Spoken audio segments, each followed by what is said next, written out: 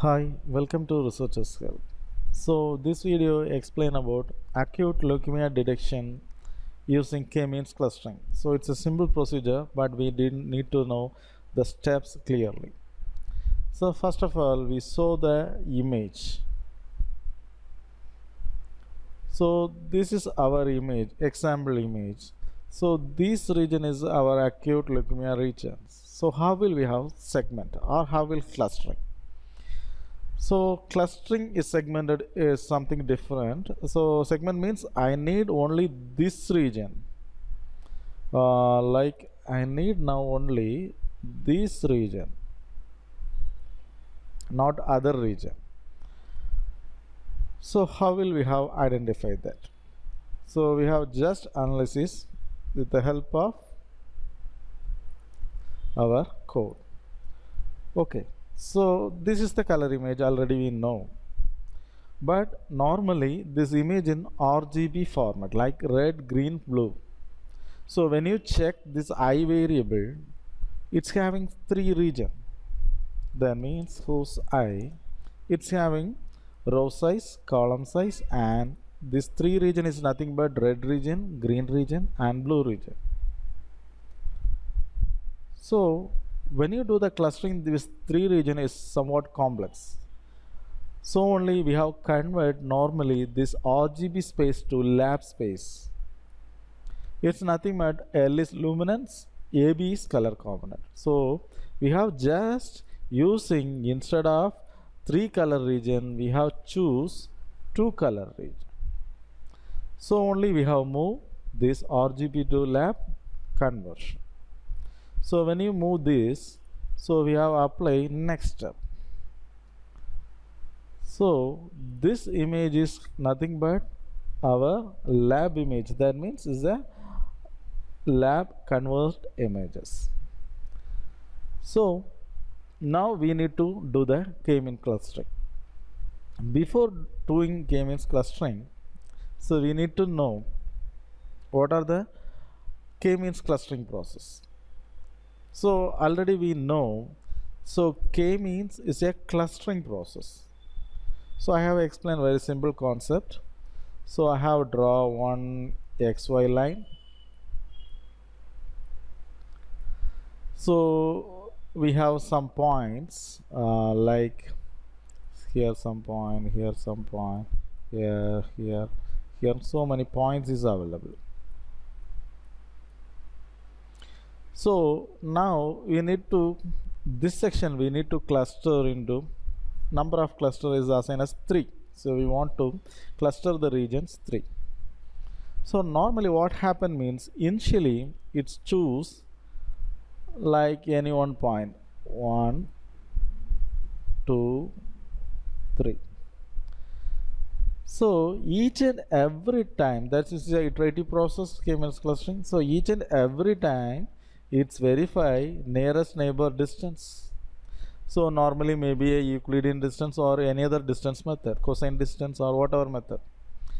So they have measured the distance and adjust the centroid position.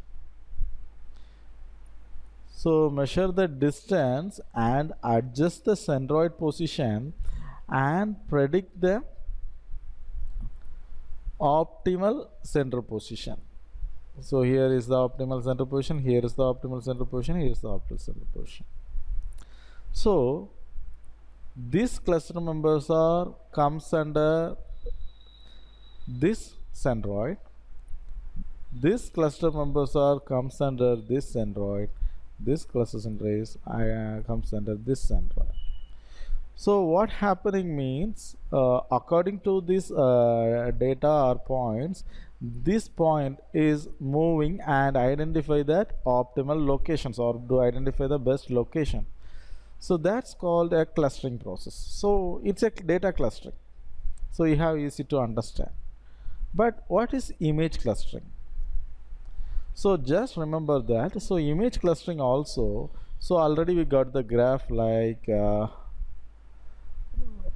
what is, yeah, so already you got the graph like this. So this section we have different color intensity regions. One is background is one color, and this region is another color, and this acute lumia is another color. So you want to identify that clusters according to their optimal centroid value. So I have taken this 2-3 region, that means AB region only I have taken, and we have reshaped that values, and we have applying number of cluster is 3. So here's the MATLAB simple command, that input we are given, number of clusters is given, and distance is here using Euclidean distance. Maybe you are using a cosine distance also good, and this is starting point. It's a very important thing.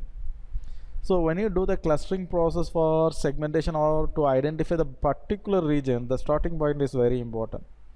The starting point is nothing but is a AB region, like AB. That means this AB comes under cluster 1, this AB comes under cluster 2 and cluster 3. So this AB value is nothing but the range. So what's the range normal between like cluster 1 and cluster 2 and cluster 3? So when you applying this clustering algorithm, so we have getting a cluster index like this. Based on this cluster members, we have identify the cluster index. So based on this cluster index, when you do the labeling, we got like this. Yeah, so I have already told it's the iterative process. So this is the iterative. So each and every time it's calculate the overall distance. So this is the cluster index. So 1 2 3 clusters is available. So now already I have explained. So already we have initialized the data. So this region every time shows in black color. So actually I need this region only for this leukemia segmentation. So when you do the segmentation, I have segmented 3 regions separately, like segmented image 1 2 and 3. But when you saw that, you have easy to understand. One is background, another one is non-leukemia, and is a leukemia region.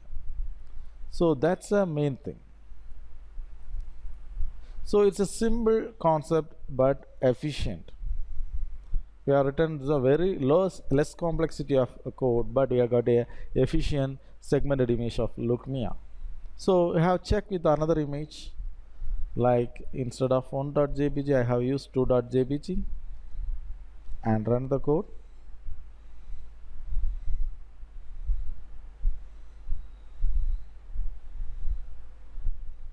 So when you see that, here also the leukemia region is perfectly identified. So it's a simple process, but our suggestion is we need to know what's actually happened more than outputs. It's a simple and efficient process. Okay, so I have checked with another image. It's not a problem. So I just remove all breakpoints and run the code.